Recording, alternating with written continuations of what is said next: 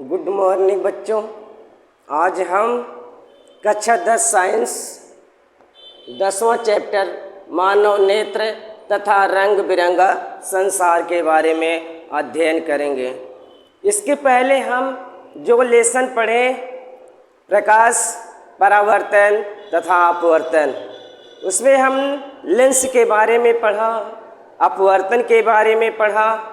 Lens और अपवर्तन से ही संबंधित ये हमारा चैप्टर है, क्योंकि हमारा जो मानव नेत्र है, हमारा जो नेत्र है वो नेत्र लेंस और प्रकाश पर ही कार्य करता है। हमारे नेत्र में लेंस है और ये जो प्रकाश होता है और वो लेंस पे जाता है, तो वो लेंस प्रकाश की किरणों को जो है अभिसरित करता है रेटिना पर, और रेटिना एक पर्दे की तरह कार्य करता है। उस पर्दे पर वस्तु का प्रतिबिंब ये लेंस बनाता है। तो लेंस के बारे में हम लोग पहले चैप्टर में पढ़ा है, लेंस की परिभाषा जाना है, अपवर्तन के बारे में जाना है, प्रकाश के बारे में भी हमने पढ़ा, प्रकाश की परिभाषा क्या है, फिर प्रकाश के गुण के बारे में हम लोगों ने पढ़ा। और इस चैप्टर में हम ये प्रकाश के द्वारा होने वाली जो विभिन्न घटनाएं हैं, जैसे इंद्रधनुष का बनना है, श्वेत प्रकाश का विभिन्न वर्णों में विभाजित होना, आकाश का रंग नीला दिखाई देना, इन्हीं सभी के बारे में हम इस लेसन में अध्ययन करेंगे। सबसे पहले हम अध्ययन करेंगे मानव नेत्र।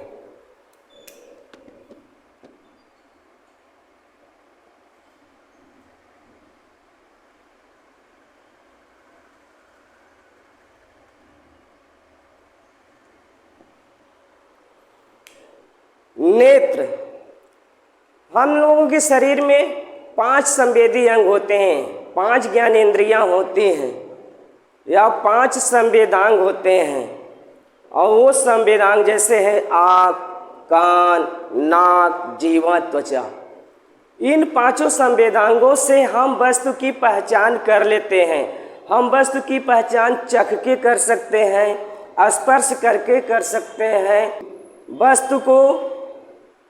वस्तु का कौन सा रंग है, इसे हम बिना नेत्र के हम पहचान नहीं सकते कि वस्तु का रंग कैसा है, लाल, काला, पीला, नीला।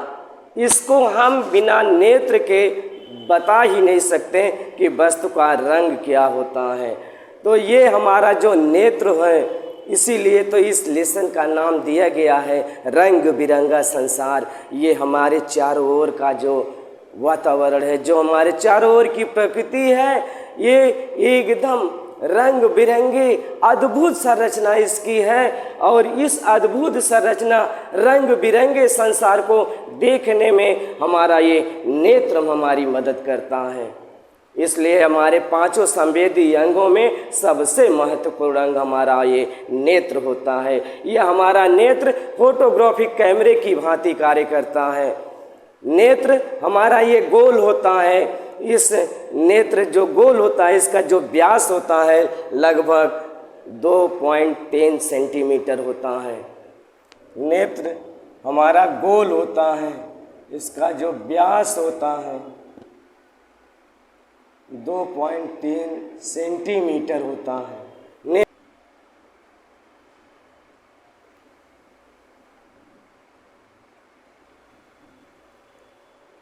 अब हम नेत्र की संरचना के बारे में अध्ययन करेंगे। नेत्र के विभिन्न भागों के बारे में हम जानेंगे, बारी बारी से अध्ययन करेंगे कि नेत्र में कौन कौन सी संरचनाएं होती हैं और उस संरचनाओं के क्या क्या कार्य होते हैं। इसी के बारे में हम आगे अध्ययन करेंगे।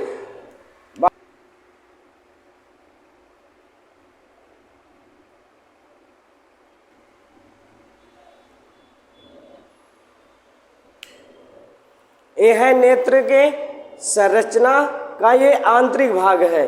और ये नेत्र के विभिन्न पार्ट, जो विभिन्न भाग हैं, उसके बारे में देखिए। इसमें दृष्टि पटल है, रक्त पटल है, कॉर्निया, परतारिका, पुतली, क्रिस्टली लेंस, रेटिना, दृक् तंत्रिका, इन सबको हम बारी बारी से जानेंगे। सबसे पहले हम जानेंगे कि ये दृष्टिपटल क्या है। हमारा नेत्र जो होता है वो लगभग गोल होता है, वो दो परतों से घिरा होता है, दो परतों से घिरा होता है। जो सबसे बाहर की परत होती है वे श्वेत रंग की होती है, सफ़ेद रंग की होती है, अपारदर्शी होती है, कठोर होती है, दृढ़ होती है, जिसे हम दृष्टिपटल कहते हैं। यह हमारे नेत्र के भीतर के जो जितने भाग होते हैं सब की ये सुरक्षा करता है। अर्थात हम कह सकते हैं कि ये दो जो दृष्टिपटल होता है ये सुरक्षा गार्ड होता है, नेत्र के सभी भागों की ये सुरक्षा करता है। यह श्वेत रंग का होता है। ये बाहर से जो भाग दिखाई दे रहा है, सफ़ेद जो वाइट भाग दिखाई दे रहा है, इसी को हम दृष्टिपटल कहते हैं। ये अपारदर्शी होता है, श्वेत रंग का होता है, कठोर होता है, दृढ़ होता है। नेत्र के अंदर के जितने भाग होते हैं सबकी ये सुरक्षा करता है। फिर आगे हम जानेंगे रक्तपटल क्या है। रक्तपटल को रक्तक पटल भी कहते हैं। दृष्टिपटल के पीछे की जो परत होती है वो काले रंग की, यहाँ देखिए सफ़ेद रंग की जो है, इसके पीछे काले रंग की या भूरे रंग की ये हो सकती है, इसे हम रक्तपटल कहते हैं। यह बाहर से आने वाले जितने प्रकाश की किरणें होती हैं ये सबको अवशोषित कर लेता है, उनका परावर्तन होने नहीं देता। यदि परावर्तन हो जाता प्रकाश का तो वस्तु का प्रतिबिंब रेटिना पर कभी नहीं बनता। इसीलिए यह काले रंग का इसीलिए होता है कि यह प्रकाश की किरणों को, बाहर से आने वाली प्रकाश की किरणों को अवशोषित कर लेता है, बाहर उनका परावर्तन नहीं होने देता। और ये जो है ये भी अपारदर्शी होता है, काले या भूरे रंग का होता है, प्रकाश की किरणों को अवशोषित करता है, परावर्तन नहीं होने देता। फिर इसके बाद दृष्टिपटल जो होता है इसका बाहर की ओर भाग कुछ उभरा हुआ होता है, और ये उभरा हुआ भाग जो होता है पतली झिल्ली के समान संरचना होती है, पारदर्शी होता है। यही तो है जो प्रकाश का अपवर्तन करता है। नेत्र के अंदर जितना भी प्रकाश का अपवर्तन होता है सब यही भाग करता है। इस भाग को हम कॉर्निया कहते हैं या स्वच्छ मंडल कहते हैं। यह स्वच्छ मंडल ही ऐसा भाग होता है जिसका नेत्र में जो दान किया जाता है, नेत्र दान में इसी भाग का दान किया जाता है, पूरे नेत्र का दान नहीं किया जाता। नेत्र दान में सिर्फ केवल जो है कॉर्निया ही नेत्रदान किया जाता है, कॉर्निया का ही किया जाता है। यह पतली झिल्ली के समान संरचना है, पारदर्शी होता है, प्रकाश की किरणों का ये अपवर्तन करता है। फिर इसके पीछे का एक भाग है जिसे हम परतारिका कहते हैं। इसके जस्ट पीछे भाग है परतारिका, इसे हम आइरिस भी कहते हैं। ये आइरिस जो होता है वो पुतली की साइज को नियंत्रित करता है, यह पुतली की साइज को नियंत्रित करता है। आगे हम जानेंगे कि यह पुतली की साइज को कैसे नियंत्रित करता है, कैसे कंट्रोल करता है।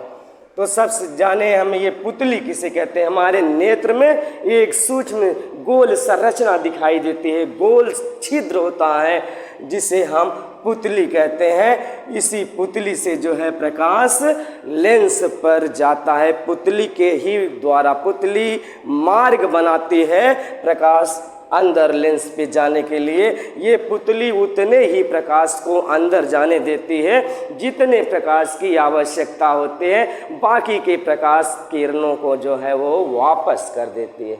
जितने से प्रतिबिंब बन जाए रेटिना पर वस्तु का उतने ही प्रकाश लेंस पर ये पुतली भेजती है, बाकी के प्रकाश को ये वापस कर देती है। अब पुतली अधिक प्रकाश में छोटी होती है और मंद प्रकाश में बड़ी हो जाती है। अधिक प्रकाश में छोटी, मंद प्रकाश में बड़ी, अधिक प्रकाश में छोटी, मंद प्रकाश में बड़ी। ये जो छोटी और बड़ी हो रही है इस पर किसका नियंत्रण होता है? यही तो है परतारिका, यही इसकी साइज को नियंत्रित करता है। जब ये प्रकाश अधिक होता है, अधिक प्रकाश में हम देखते हैं एकदम खुली आंखों से नहीं देख सकते, हम थोड़ी अपनी आंखों को बंद कर दें, तो ये जो परतारिका होती है ये क्या होती है कि ये अधिक प्रकाश में अधिक प्रकाश में ये सिकुड़ती है, ये सिकुड़ती है तो पुतली पर दाब पड़ता है और पुतली की साइज छोटी हो जाती है, जिससे जो है जितने प्रकाश की आवश्यकता होती है उतने प्रकाश लेंस पे जाता है। और यह मंद प्रकाश में ढीली हो जाती है, जब ढीली हो जाती है तो दाब कम हो जाता है, जिसके कारण पुतली की साइज बड़ी हो जाती है। जितने प्रकाश की आवश्यकता है उतने ही प्रकाश लेंस पे जाता है। तो ये है पुतली की साइज को घटाता बढ़ाता कौन है? परितारिका। आइरिस घटाती है और बढ़ाती है। आइरिस पुतली की साइज को कंट्रोल करती है, नियंत्रित करती है। अगला भाग हम जानेंगे ये क्रिस्टली नेत्र लेंस। ये क्रिस्टली नेत्र लेंस होता है द्विउत्तल होता है, या हम इसे कह सकते हैं यह उत्तल लेंस होता है। यह क्रिस्टली होता है, संयोजी ऊतक का बना होता है और यह प्रकाश की किरणों को अभिसरित करता है। बाहर से आने वाले जो अपवर्तित प्रकाश की किरणें होती हैं इसको ये जो है अभिसरित करता है, रेटिना पर अभिसरित करता है, केंद्रित कर देता है और वहीं पर वस्तु का प्रतिबिंब बनता है। इसका ये कार्य होता है क्रिस्टलीय नेत्र लेंस का। फिर ये आगे हम पढ़ेंगे ये रेटिना नेत्र के सबसे पीछे का भाग है, यह एक पर्दे के समान संरचना है। इसी पर किसी भी वस्तु का प्रतिबिंब बनता है और जब प्रतिबिंब बन रहा है उसकी पोजीशन क्या होगी? वस्तु का प्रतिबिंब वस्तु उल्टा होता है और वास्तविक होता है। फिर इसके बाद रेटिना में कुछ कोशिकाएं होती हैं, रोड्स कोशिकाएं होती हैं, कॉन्स कोशिकाएं होती हैं। ये जो प्रतिबिंब रेटिना पर बन रहा है उस प्रतिबिंब का जो मैसेज होता है, सूचना, उसे विद्युत स्पंद में रेटिना की कोशिकाएं बदल देती हैं। फिर वह विद्युत स्पंद, वह मैसेज दृक तंत्रिका के द्वारा ब्रेन में जाता है, मस्तिष्क में पहुंचता है। मस्तिष्क उसको ग्रहण करता है, कैलकुलेट करता है और मस्तिष्क में वस्तु का प्रतिबिंब सीधा बनता है, आभासी बनता है। ये है नेत्र की संरचना। अब आगे हम जानेंगे समंजन क्षमता।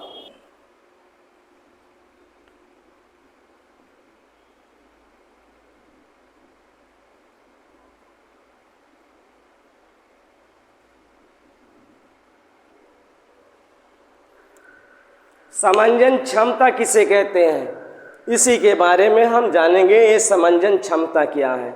हम दूर की भी वस्तु को स्पष्ट देख लेते हैं और पास की भी वस्तु को स्पष्ट देख लेते हैं। दूर की भी वस्तु को स्पष्ट देख लेते हैं, पास की भी वस्तु को स्पष्ट देख लेते हैं। ये किसके कारण होता है? नेत्र लेंस जो होता है इसके दोनों तरफ एक पेशी होती है जिसे पछमाभी पेशी कहते हैं। ये पछमाभी पेशी लेंस की साइज को नियंत्रित करती है। पछमाभी पेशी लेंस की साइज को ये नियंत्रित करता है। वो कैसे करता है इसको हम समझेंगे।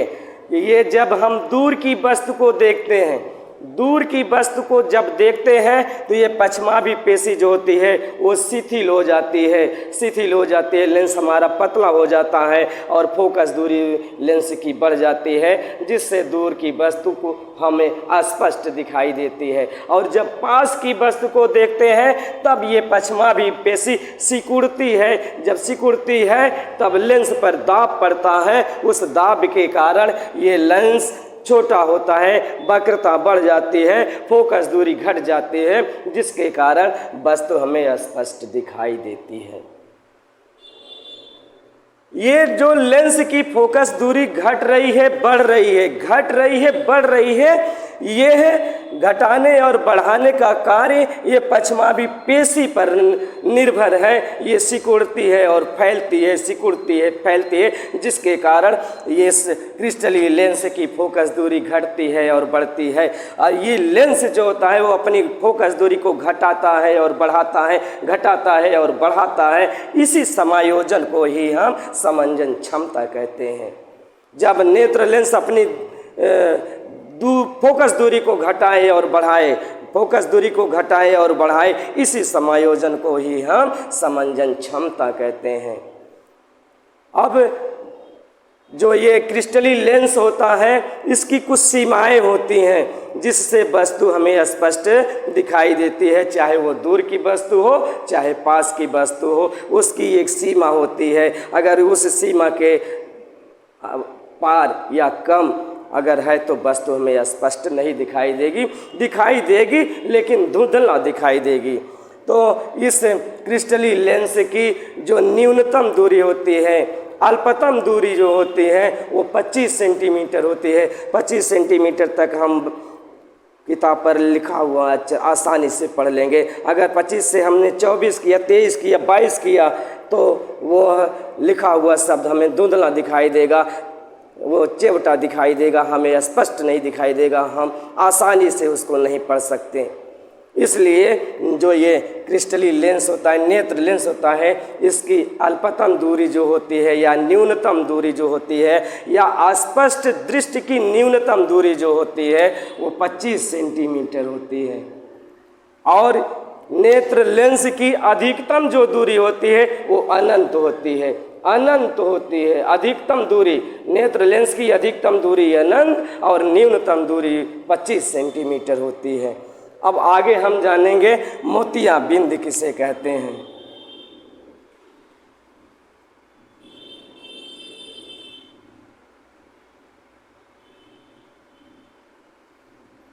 आयु के बढ़ने के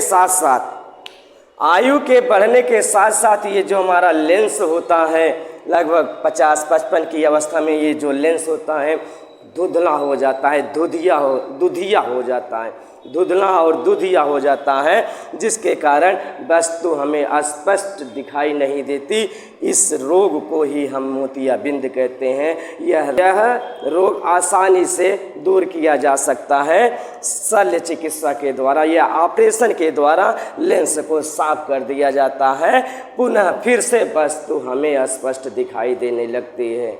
यह कोई भयावह बीमारी नहीं है मोतियाबिंद, यह बहुत ही इसका आसान निवारण है। शल्य चिकित्सा के द्वारा नेत्र लेंस को साफ कर दिया जाता है, फिर इसके बाद बस हमें स्पष्ट दिखाई देने लगती